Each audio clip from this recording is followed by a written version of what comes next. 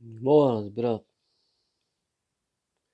какъв свят живее тази държава. Тези хора станаха лоши, нервни, злобни, недоверчиви, недобри. И какво ни пречи в същото време да живеем като едни братия, като едни близки хора на тази земя? Всеки един да има толкова колкото му трябва. Всеки да има една частичка щастие, късмет, любов, каквото му се дава.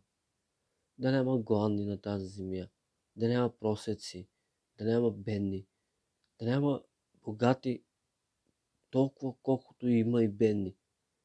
Не може ли да е всичко равно? Да е по средата, да има богати и бедни, да няма хора гладни на тази земя.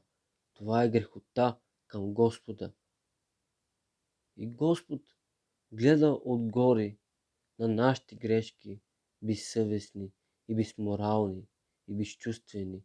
И защо ние трябва хората, човеците, да страдаме заради няколко шепа хора? Защо бе хора? Защо трябва бедни хора? Душите ни да страдат. Господ зато ли се е жертвал и празнуват и празниците за Неговата справедливост?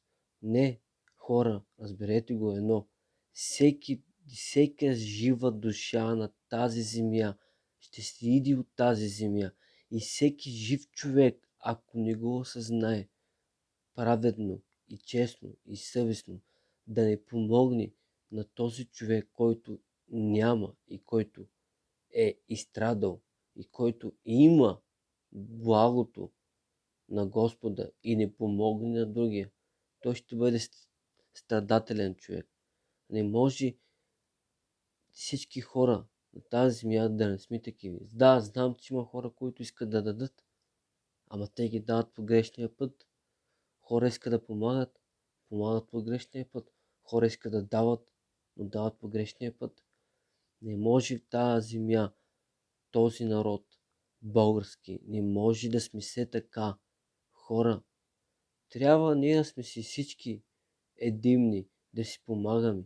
Не може да има хора, които няма какво да ядат, хора, които да страдат, хора, които са болни, които искат помощ от вас. Това е безсредателност. А не ми казвате утре, че ние сме добре. Когато ние всички се въздигнем и станем като един народ, когато се подкрепяме, тогава ще сме добре. Разберете го най-после.